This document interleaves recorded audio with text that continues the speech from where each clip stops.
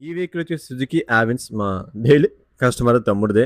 So, ఆడు oil leak అయిపోతుంది. Engine level తగ్గిపోతుందన్నాడు. సర్లే ఇన్స్‌పెక్ట్ చేసి చూస్తే క్లచ్ కవర్‌లో మొత్తం అంతా కూడా ఆయిల్ లీకేజ్ ఉంది. కానీ ఆహ్, ఇంజిన్ సైడ్ వచ్చేసరికి ఒకవేళ ఆయిల్ సీల్డ్ గాని పోతే ఆయిల్ సీల్ నుంచి దారయితే కనిపించాలి. ఆ దారైతే దానికి కనిపించలేదు. నాకు డౌటొచ్చింది. అసలు ఎందుకొచ్చింది? ఇన్‌కేస్ ఏమైనా గేర్ బాక్స్ పైనుంచి ఏమన్నా ఆయిల్ వచ్చిందా? అని డౌటొచ్చింది. బట్ చెప్పాను మరి ఏందిరా ఇక్కడ ఏం ఆయిల్ లీక్ ఏం కారలేదు. ఆయిల్ సీల్ పోతే కింద కారుతుంది అని చెప్పేసి అన్నాను. సరే అన్న ఏదో ఒకటి చేయండి అన్నాడు. ఇంకేముంది చేసేదేముంది మొత్తం ఎన్ని నీట్‌గా క్లీన్ చేసేసి జాగ్రత్తగా మళ్ళా క్లచ్ రోలర్స్ అయితే పోయాయి దానికి. క్లచ్ రోలర్స్ అయితే వేసేసి క్లచ్ మొత్తం సర్వీస్ చేసి యాజ్ ఇట్ ఈస్‌గా క్లచ్ అయితే ఫిక్స్ చేసేసాను. ఒకవేళ గేర్ బాక్స్ పైన హోల్ ఉంది గదా! అందులోంచి ఏమైనా ఓవర్ ఆయిల్ అయినప్పుడు బండి ఏమైనా తిరగబడినప్పుడు ఏమైనా ఆయిల్ వచ్చిందేమో అనే డౌట్ మీద అలా బిగించేసాము. సో, క్లచ్ రోల్స్ పూర్తిగా పోయాయి. మొత్తం ఇంజిన్ ఒకసారి క్లచ్ అంతా కూడా నీట్‌గా క్లీన్ చేసేసుకొని క్లచ్ కవర్, క్లచ్ కేస్ అలానే క్లచ్ రోలర్స్ అన్నీ గూడా. సో, క్లచ్ రోలర్స్ అయినా మీరు ఏది ఏమంటారు? సుజుకి కాస్ట్ ఎక్కువున్నాయని అనిపిస్తే మీకు నేను సజెస్ట్ చేసేది బెండో కంపెనీ అయితే యూజ్ చేయండి. పెర్ఫార్మెన్స్ బావుంటుంది. సో, మనీ తక్కువుంటుంది. పెర్ఫార్మెన్స్ బావుంటుంది. లేదా నాకు ఒరిజినలే కావాలంటే రూ. 800 అయితే ఇన్వెస్ట్ చేయాలి. రూ. 700 ఇన్‌కేస్ ఏమైనా ప్రైస్ అప్ అండ్ డౌన్ అయితే నాకు ఎగ్జాక్ట్‌గా ఐడియా లేదు. బట్ నేను అంచనాగా అయితే చెప్పా. సో, మొత్తం క్లచ్ అయితే యాజ్ ఇట్ ఈస్‌గా ఫిక్స్ చేసేసి క్లచ్ కవర్ అయితే వేసేస్తున్నాను.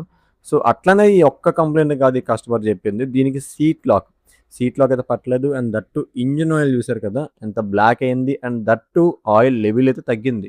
ఇంజిన్ ఆయిల్ లెవెల్ తగ్గింది. ఎందుకంటే పక్క సైడ్ లీక్ అయింది కదా! సో, ఆయిల్ అయితే మొత్తం డ్రైన్ చేసిన తర్వాత కొత్త ఆయిల్ అయితే వేస్తున్నా. సో, ఇంత బ్లాక్ అయినప్పుడు ఖచ్చితంగా కొంచెం ఎర్లీగా మార్చుకోవాలి. And seat lock last time మనం కస్టమర్ ఏంటంటే పని చేయలేదంటే దానికి స్ప్రింగ్ యాడ్ చేసాం. మళ్ళీ స్ప్రింగ్ ఇరిగిపోతే ఇంక కంప్లీట్‌గా ఎంటైర్ కిట్ అయితే మార్చేస్తున్నా. సో, ఇంక no issue brand new original కొత్త బండికి ఎట్లయితే సీట్ పడుతుందో లాక్ అనేది అట్లానే సీట్ అయితే లాక్ అవుతుంది. సో, ఇంక ఫైనల్‌గా ఇంక పెండింగ్ ఉన్నది ఇంజిన్ ఆయిల్ వేయలేదు కదా ఇందాక. ఆ ఆయిల్ అయితే మనం వేసేద్దాం. ఓకే. ఇంజిన్ ఆయిల్ అన్నా నేను దీనికి ఎంత క్వాంటిటీ వేసుకోవాలో మీకు చాలామంది డౌటొస్తే ఈ సుజుకి యావెన్స్‌కి 650 ఎంఎల్ వేసుకుంటే ఎగ్జాక్ట్‌గా సరిపోతుంది. అలాగని 800 మాత్రం వేయొద్దు. ఓవర్‌గా ఆయిల్ వేస్తే ఏమన్నా ఆ ఆయిల్ అనేది హెడ్‌లోంచి మళ్ళా ఎయిర్ ఫిల్టర్‌లోకైతే లిఫ్ట్ అయ్యే ఛాన్సెస్ ఉంటాయి. సో, దయచేసి ఓవర్‌గా ఆయిల్ అయితే వేయొద్దు. అండ్ దట్ టూ సైలెన్సర్ వచ్చేసి కూడా క్రాక్ ఉందనమాట. చూసారు కదా! కనిపిస్తుంది కదా మీకు. ఆ క్రాక్ కూడా వెల్డింగ్ అయితే చేయమని చెప్పాడు తమ్ముడు. మస్ట్ అండ్ షుడ్‌గా. లేకపోతే ఆ సైలెన్సర్ విరిగిపోతే బోలెడు కాస్ట్ కదన్నా అని చెప్పేసంటే, సరే మరి ఏం చేద్దాం చేసేద్దాం అని చెప్పేసి కంప్లీట్‌గా సైలెన్సర్ అయితే ఎస్ఎస్ వెల్డింగ్ అయితే చేసి బైక్‌కైతే ఫిక్స్ చేసేసాను.